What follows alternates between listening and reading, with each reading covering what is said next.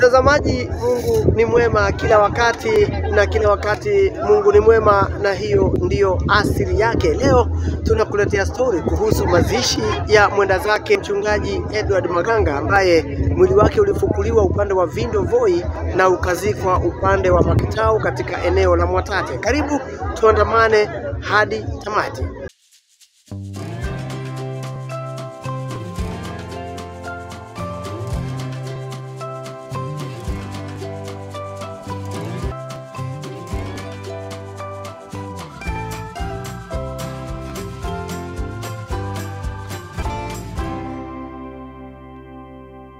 Mwenda zake Mchungaji Edward Maganga azikwa kwa mara ya pili, safari hii katika kijiji cha Makitao wilayani Mwatate, kaunti ya Taita Taveta.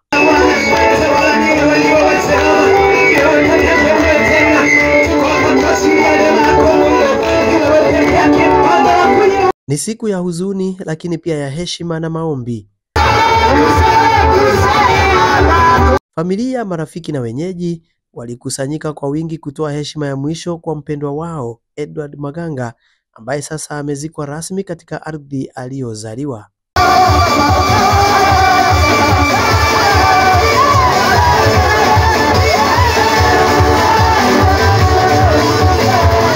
Tuko sawa kufikia hapo? Mimi ndio baba haya maandamano yote mpaka tumeleta mwili ni mimi. Na niliwaambia tutaenda huko na tutakuja na mwili. Nilisema ama sikusema? Sasa sisi, kwani sisi ni wajinga?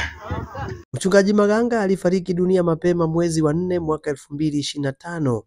Wiki moja baada ya kifo chake, alizikwa na mke wake katika eneo la Vindo huko Voi. Hata hivyo, mazishi hayo ya awali yalizua sintofahamu. Huyu mama mwenyewe mwenye mwili aliiba mwili, alikuwa anatakana kuwa kotini. Ni kwamba kama ingelikuwa ni mwanaume mwenye ambaye labda amefanya mambo kama hayo, kuchukua mwili mochari na kwenda kuuzika kama mwabibi, hivi sahihi mwanaume mwenyewe angelikuwa akondana. Sasa sahihi huyu ni mwanamume mwenye ambaye amefanikiwa hivi, mwili ukaibiwa akaenda akazikwa mahali ambapo usipoeleweka. Je, katika DCI ni kitu gani ambacho kinachofanyika kumaanisha mtoto wa kiume haki hakuna, haki ziko kwa mtoto wa kike? Familia ya mwenda zake ilidai haikuhusishwa kabisa katika mipango ya mazishi hayo ya kwanza. Nilipofika wakati wa mazishi imefika, mama ikawa tayari amechimba kaburi ambayo mnaliona hapa, na ilipofika tunakuja kuchukua mwili ikawa tumekuta tayari marehemu amezikwa. Kwao haikuwa jambo la kihisia, bali pia la heshima, haki ya kushiriki katika safari ya mwisho ya ndugu yao. Tulikuwa ni ndugu yetu. Kwa hivyo mama amesema hataki maneno, amepata mtoto wake, kwa hivyo hatamuona kwa koti tena, hatafanya koti tena. Kwa hivyo wajue hivyo, sisi maneno tumemaliza na hatutarudia, na tumemsamea. Ile yote imetokea, tumemsamea. Sasa wiki kadhaa baadaye, ibada ya pili iliandaliwa katika eneo la Makitao. Apostle Elisha Ngeti akiongoza ibada hiyo maalum ya kumzika mwenda zake kwa njia ambayo familia ilihisi inampa heshima anayostahili.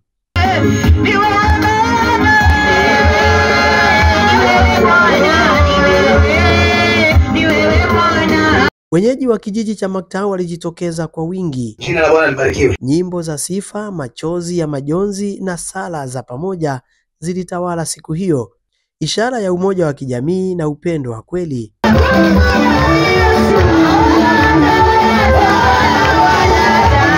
Katika mahubiri yake, mchungaji aliyeongoza ibada hiyo alitoa mwanga juu ya sababu ya mazishi haya ya pili. Ambaye alidhulumiwa na kuzikwa mahali ambapo sipo. Basi katika hali ya hapa na pale kutafuta haki, tukawa kotini ambapo tulipatiwa tarehe 28 jana, na tulipofika kotini hatukuweza kupata haki. Sisi kama jamii ya Mwakitao na wananchi tukachukua hatua ya kuenda na kuchukua mwili wa mtumishi huyu ambaye ni baba yetu, na tumemleta hapa Mwakitao, mahali ambapo alikuwa anastahili kuzikwa. Tumeweza kutafuta burial permit chifu akasema kwamba hatatoa mara mbili, na kitu kilichoko ni kwamba sisi tulikuwa na haja ya mtumishi azikwe mahali ambapo mama yake mzazi alitaka, ambapo ni kwao nyumbani. Alisema kuwa familia ilihisi kukosewa na walitaka kumzika mpendwa wao karibu na nyumbani, mahali ambapo alikulia na ambapo wanahisi roho yake itapata pumziko la milele. Mchungaji huyo pia alieleza kusikitishwa na jinsi serikali ilivyoshughulikia tukio hilo. Kulingana naye, hakukuwa na mwitikio wa kutosha wala msaada wowote wa serikali au viongozi wa kisiasa. Nimekuja hapa kusema hivi, sisi si wenda wazimu. Tulienda kotini jana na koti ikatufanyia ile kitu. Ambia jirani tulifanyiwa ile kitu. Na nilileta vita sana kotini. Wale tulikuwa na wao jana. Nataka kabisa tupigane kabisa, siku nataka ujinga juu ya haki ya mwananchi. Na tulipotoka kotini tukapatiwa tarehe 16 mwezi wa 6. Wao watu walikuwa na nia gani na sisi? Sasa sababu wao liba mwili mochari, sisi tumeufukua tukaleta. Mheshimiwa Shaki, jamani, Mungu ambariki kwa kutupatia gari kutuletea hapa. Huyo baba alishika simu yangu akaniambia, Apostle, gari nakupatia ipeleke mwili Mwakitao. Huyo baba Mungu ambariki jamani, na nena baraka kwa maisha yake. Kabla ya mwili wa mwenda zake kushushwa kaburini, kila mtu alichukua mchanga kwa mkono wake mwenyewe. Ni tendo la kipekee la pamoja la kuonyesha mshikamano na imani. Sema wewe mchanga utazaa vitu vya maana. Watoto wetu ni wabarikiwa, ndoa zao zimebarikiwa, familia zao zimebarikiwa. Michanga hii popote utakapoingia imebarikiwa, hakuna laana.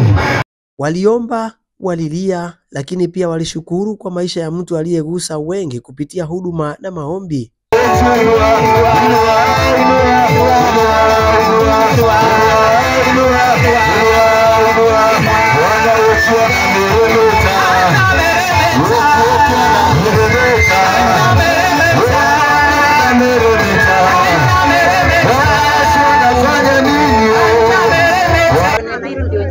Kanisa.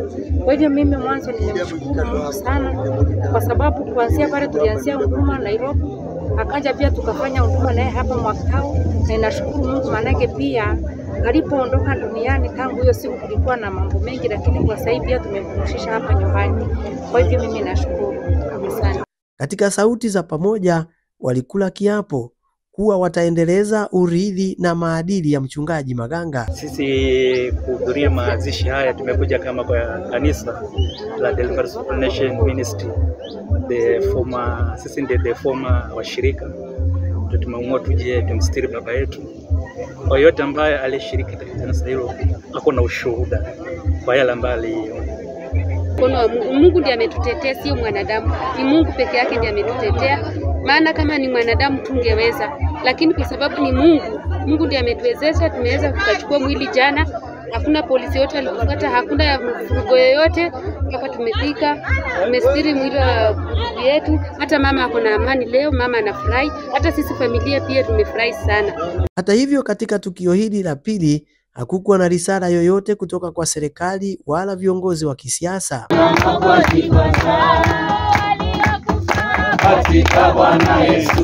Ukosefu huo wa uwakilishi uliacha maswali mengi miongoni mwa waombolezaji. Kwa familia na jamii ya Mwakitao, ilikuwa siku ya huzuni iliyojaa hisia mseto. Mama huyu kusema kweli leo amekuwa na furaha sana kumwona mwanawe amekuja kasitiriwa nyumbani kwao. So tumepoteza uaminifu na court kabisa. Mwishowe mwili wa mchungaji Edward Maganga ulilazwa katika ardhi ya kwao, safari ya mwisho ya pili ikiwa imekamilika. Jambo.